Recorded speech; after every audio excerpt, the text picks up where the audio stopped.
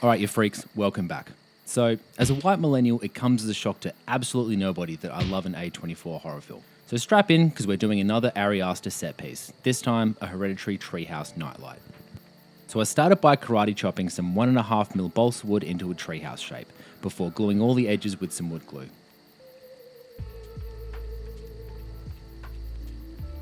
Don't worry, it gets much better. This is just the base to build from.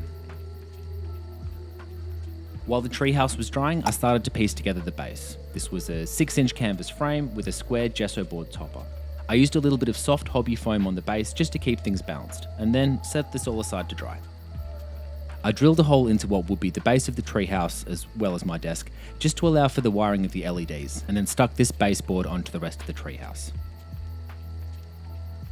Sorry Jesus, there's a hot new carpenter in town. So onto the part of the treehouse that makes it actually look like a treehouse, I thinned out some coffee stirrers and just started gluing a lot. In the areas of the treehouse designs where I'm relying on much more clean edges and patterns, I left the stirrers raw, so I started with the wire patterns on the edges before the two front panels. Sorry for the interruption, but let me borrow your ears for a moment. Now before I started this build, I had a bit of a thought that if I'm not proud enough of my videos to show my friends, then why should I show anybody else? So it was after this existential crisis that I decided to change shit up. So 2024 was a year of learning and pushing more into my hobbies, learning editing, filming, and I want 2025 to be a year of refining. So I'm going to be trying a few new things from here on out. I don't imagine it will all do well, but now's the time to have fun. After all, this is just a hobby. So more than anything, I need the quality of the builds and the videos to speak for themselves. And looking back on my 2024 builds, I think I was just hell-bent on getting the next video out and scrambling to put it all together, thinking that quantity was the goal. I'm hoping this won't push out the video times too long, but I want a product that both looks and sounds better than what I'm used to. So expect to see some changes, and if you're vibing with it, please let me know. But don't worry, I'm still going to keep things nice and silly. Anyway, back to the video. And we're back. So I've just finished off the siding on the roof. Now once all these main designs were laid down, I could use them as a guide for the rest of the boards. I used the thinned out stirrers to build up the clapboard exterior, and I found that slicing the stirrers also gave it a bit more texture and character. And it's at this stage that I just did a ton of gluing. So enjoy the backing track, you don't need me to narrate this part. And hey, if you're liking what you're seeing, you know the drill. Give us a like, comment, subscribe, eat nut-filled brownies despite your deadly tree nut allergy, lose your head, become a vessel for the unholy one, get really into clicking, you know, the usual.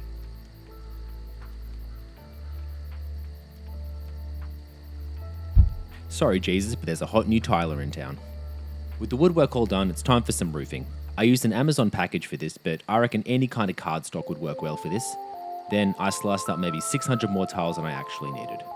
I wasn't too worried about keeping them all even. I wanted to look a bit more imperfect and slapped together, similar to the movie. Which was great for me. I had zero desire to painstakingly make sure all the slats were evenly placed. After a quick montage, the treehouse was tiled and ready for the skylight.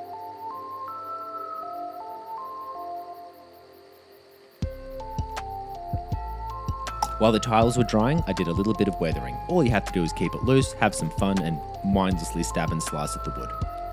With the build mostly done, I primed the whole piece with some Mod Podge. Now, was it essential? Kinda. The cardboard is very porous, so I figured this would help with the painting coming up, but I don't think it was necessary for the rest of the treehouse. Now, in the chaos of the build, I completely forgot that the treehouse needs the underside completed. So if things seem a tad out of order, that's why. With some more coffee stirrers, I glued them onto the base to make up what would be the structural beams of the base. Sorry Jesus, there's a hot new window maker in town. Now I used some very thinned out coffee stirrers to make up the frame as well as the small window dividers. Should I have sealed everything after the additions? Yes. Did I forget to reseal the windows and the base beams? You better believe it, baby. With the treehouse finalised, yes, I'm saying that now, finalised, it got a base coat of black. With the treehouse base coat drying, I made a little ladder out of, you guessed it, more coffee stirrers, for our headless little Tony Collette to float up, as well as our well-headed Alex Wolf to clamber up. Sorry Jesus, there's a hot new arborist in town. To make up the supports for said house of trees, I started with a coffee stirrer and wrapped a thick blob of Sculpey around it. To give the tree some texture, fortunately one of my sculpting tools had a very well placed seam on the edge, producing a very birch accurate line, which also made the trees look a little less cylindrical. With the trunks done, I blended in a couple little blobs to make up where the branches would have been trimmed, as well as gnarls and burrs that trees tend to make. With these stuck on, I blended them in with a sculpting tool and smoothed it out with some alcohol and a silicone smoother. After this, it was into the oven for a final bake. With the trees cured and cooled, I de-stirred them and sanded down the ends to make the heights uniform.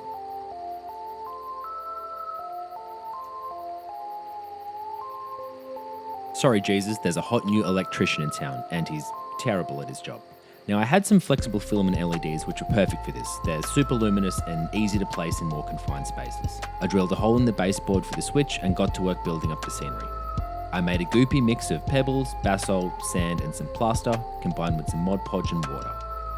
I spread a thick layer over the baseboard and sprinkled a little bit of the dry ingredients at the end just to help with the drying.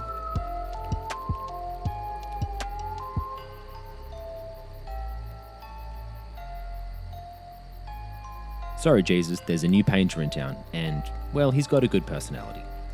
With the trees base coated black and birch trees being a grey-white, I did several layers of dry brushing. The dry brushing was great here in bringing out the details of the several branches and the burrs, as well as making sure that the lines and other smaller details remain black. I touched up some of the branches just to bring some of that black detail back. Oh my god, who edited this dude? I can't keep up. Alright, now, while the trunks were drying, the entire treehouse got a fresh coat of brown paint. I opted for a slightly lighter shade knowing that I'll be doing an umber wash after. With the treehouse dried, I gave the whole thing a burnt umber oil wash.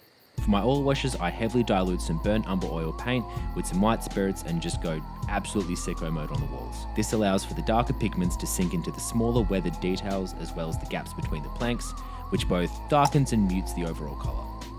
Now that the painting's all done, let's finish off the base and praise the great Paimon. I laid down a thick coat of Mod Podge on either side of the base just to make up a path and dusted on a layer of 2mm static grass.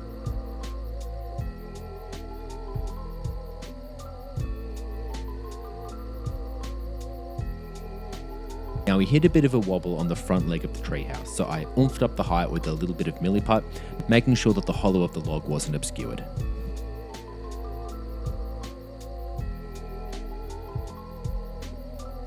It was then that I refit the plug, glued on a battery base, and drilled in a hole to allow the wiring to fit into the underside. Once this was done, I shrink wrapped the wiring to make the insertion a little easier, before feeding it through the log.